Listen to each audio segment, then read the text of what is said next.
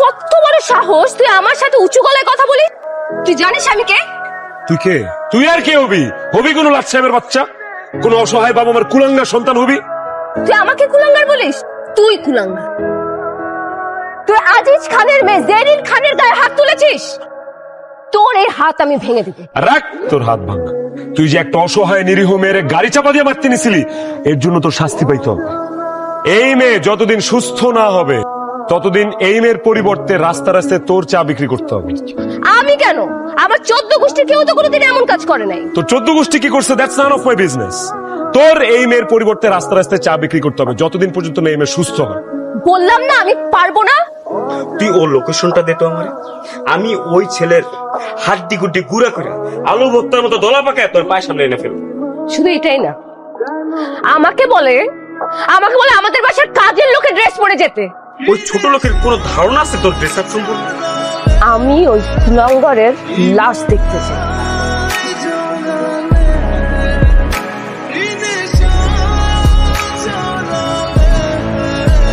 নিজেকে খুব বড় বীর পুরুষ মনে করিস তাই না?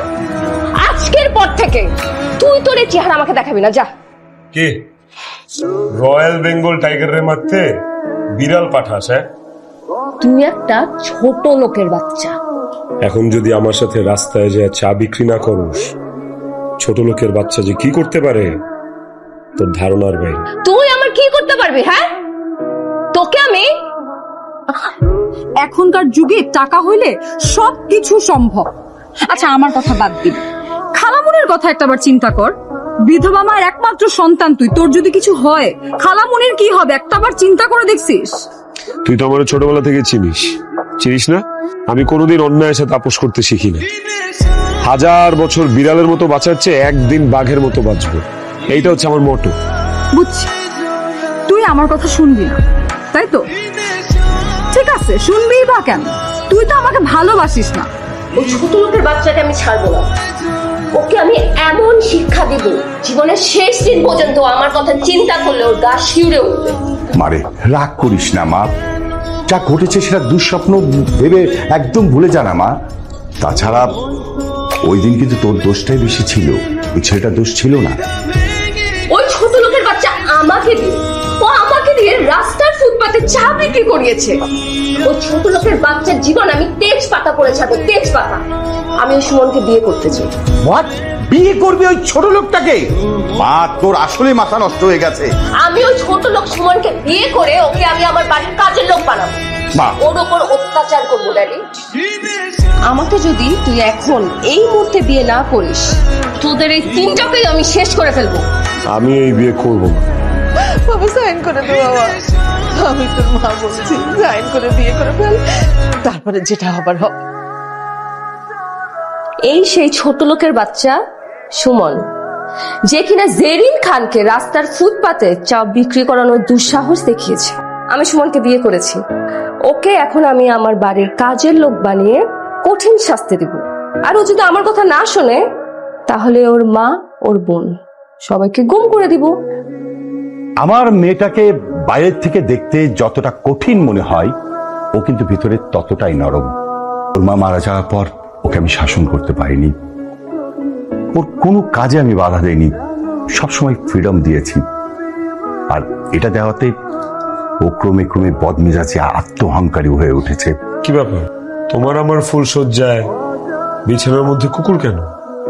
তোমার জন্য লাল শাড়ি পরে বউ সেজে ঘোমটা দিয়ে বসে থাকবো, আর তুমি বাংলা সিনেমার হিরোদের মতো এসে আমার ঘোমটা তুলে বলবা, বাহ কি সুন্দর চাঁদের মতো বউ, তাই না? আমি তোমাকে বিয়ে করেছি প্রতিশোধ নেওয়ার জন্য। আমাকে যে অপমান করছিলাম সেটার প্রতিশোধ নেওয়ার জন্য, আমার পায়ের নিচে ফেলে তোমাকে তিলে তিলে শেষ করে দেওয়ার জন্য।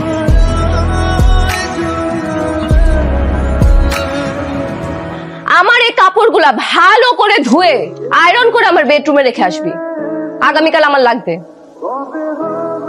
তোর মতো ছোট লোককে 1000 বার বেচলেও কিন্তু আমার এই কাপড়ের দাম উঠবে না। বৌমা তোকে খুব অত্যাচার করে না? তোমার বৌমার কাছে স্বামী, সংসার, ভালোবাসা এসবের কোনো মূল্য আছে? সে তো মানুষকে কষ্ট দিয়ে অপমান করে মজা পায়। তুই ওকে ডিভোর্স দিয়ে চলে আয় আমার কাছে বাবা। এত সোজা মা? বললেই ডিভোর্স দিয়ে দিতে পারবো?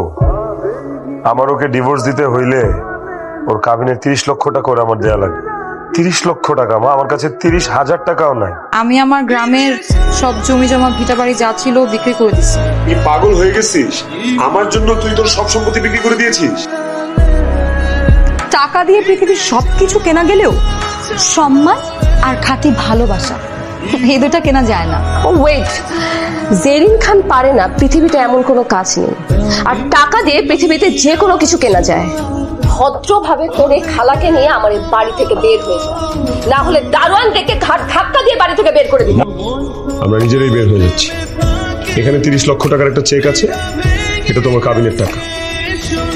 ডিভোর্স লেটারও সময় মতো তোমার কাছে পৌঁছে যাবে। আমি তোর সাথে থাকবো না, সুমনের কাছে থাকবো। শুধুমাত্র এই বাড়ি তো, আর বাকি সম্পত্তি সব হচ্ছে সুমনের। ওর নামে আমি উইল করে দেব। তুমি তোমার নিজের মেয়েকে ছেড়ে ওই রাস্তার ফকিনীর বাচ্চার নামে সম্পত্তি লিখে দিবা? তুমি কি পাগল হয়ে গেছো? না, আমি পাগল হইনি। আমি যা করছি খুব বুঝে শুনেই করছি। শোন, সুমন যেদিন তোকে ডিভোর্স দিবে তার পরের দিন আমি নিজে দাঁড়িয়ে থেকে সুমন আর তন্নির বিয়ে দিয়ে দেব। সবাই আমাকে ছেড়ে চলে গেছে, আমি খারাপ, আমি অহংকারী। ওরা ওরা কেন আমার খোঁজ নিবে? ওরা কেন আমার সাথে থাকবে?